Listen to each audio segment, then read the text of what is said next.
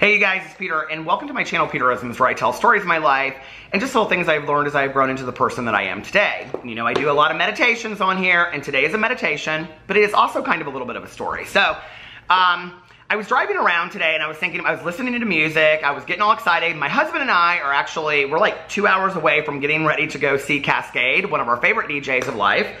So I went and I got coffee today, and I was listening to music in the car, and I was like dancing out, and I was all excited, and I was like, I can't wait. Last night I was talking about it on my vlog that I was worried that it was gonna rain all day today. It is like blue skies, it's like 88 degrees, it's beautiful outside today, and I was like, I couldn't have wished for a better day to go to this, you know? So it'll be really fun. We're going with a bunch of friends, and I'm just gonna, you know, dance my butt off, and I'm so excited about it. And I was thinking about my mom, you know, and I had talked about this on here a couple days ago, where, you know, one of the things that my mom loved to do was dance in the kitchen. That kitchen, right over there, and also the kitchen that I grew up in. And, you know, while she was cooking or doing dishes or just whatever, she would, like, turn music on, and she always had this, like, tape player that she would, like, blast, like, full blast. And, so she would, you know, call me up and she'd say, can you make me a mixtape? But I wanted all happy dance music. And so I would put on there like Ziggy Marley and Janet Jackson, you know, and she loved like all different kinds of like dance music, but she really, you know, loved music that just made her body feel and she could move, you know, and through a period of her life, she really, really liked reggae music, you know, Bob Marley and Ziggy Marley and all those kind of people. And I do too, and I've listened to it a lot, you know, off and on, and, you know, she, like, I'd say, what are you doing? And she'd be like, I'm just jamming. She loved, you know, the song Jammin' by Bob Marley. And I was thinking about that today when I was, like, driving around, and I was thinking about, you know, one of my friends and I, her mom used to love to dance in the kitchen too. It was kind of like this, and her mom passed away like a year and a half before my mom did. And so, like, that was kind of like this thing that we would always say together is we gotta dance because our moms can't anymore, you know? And it's where, like, I think those small things that I take for granted, like being able to enjoy my body today and having the health to enjoy my body and being able to listen to music and to see friends and, you know, engage all of my senses to really enjoy life. And, I was thinking about all that, and I was like getting real excited about today, and I was like, you know, I think I'm gonna do my I think I'm gonna do my Peterisms video about that, you know, about how sometimes, like, I take for granted the things that are just, like, I don't even think about, you know, like breathing on my own, or being able to walk, or, you know, like dancing, or listening to music. And at the end of my mom's life, you know, when she was in a coma, those were the things the doctors told me that my mother would no longer be able to do. She wouldn't be able to, like, eat on her own, breathe on her own, walk. She would probably never walk again, things like that.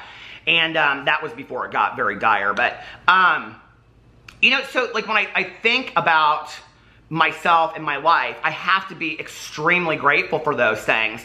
I have so many people that contact me on a regular basis that say things to me like, you know, thank you for making me laugh because I'm going through chemo, or, you know, I'm bedridden and I can't leave my house and I've been like terminally ill for years. And, you know, all of these people, all of you out there that contact me, and, you know, and that doesn't go in one ear and out the other. I hear that and it's like, Peter, like, be grateful for what you have, you know, like, you don't have to have the world. It's kind of sometimes just that simple.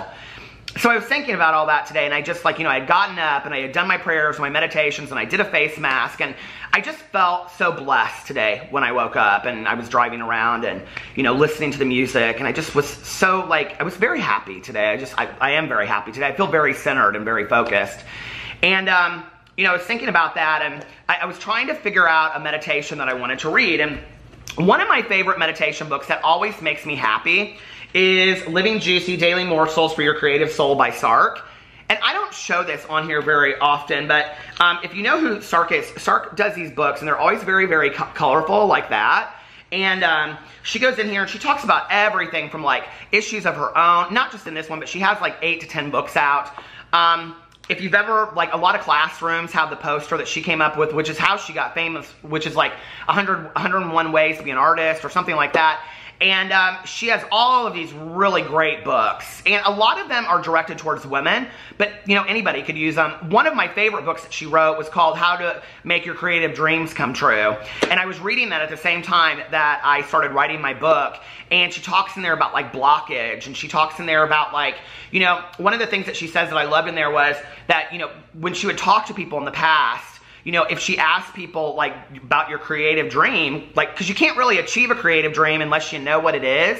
And she would say like, you know, 15% would say that they knew what their creative dream was and they were ready to pursue it. The other 85% would say they didn't know what it was, but they knew they wanted to have one. And I think what that says to all of us is that we all want to live creatively. We all want to live passionately and do something with our lives that just makes us happy.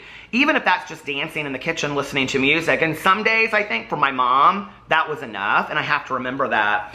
So I went through the book today. The October 6th meditation doesn't apply to dancing, but I went through here and I tried to find a meditation that kind of applied to dancing and all of that, and I found in here on June 7th, enjoying life, and you can see like on all of her meditations, like she draws little pictures and stuff.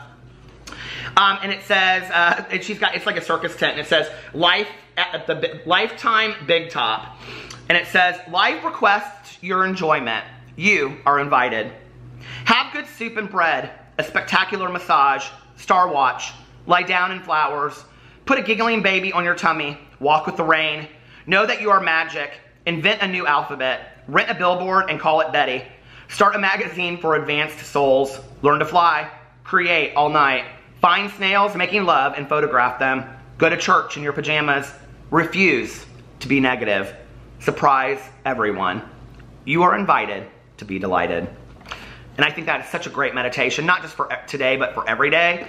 And I'm sitting here, I was like, I need to like copy this and have this like in my kitchen and like tape it up over there. So every morning I see that. Anyway, I hope you guys are having a great weekend. Turn on the music, dance a little bit, enjoy your life a little bit today, and remember this meditation. I think it's fantastic. I love you guys, and I will see you tomorrow. Bye.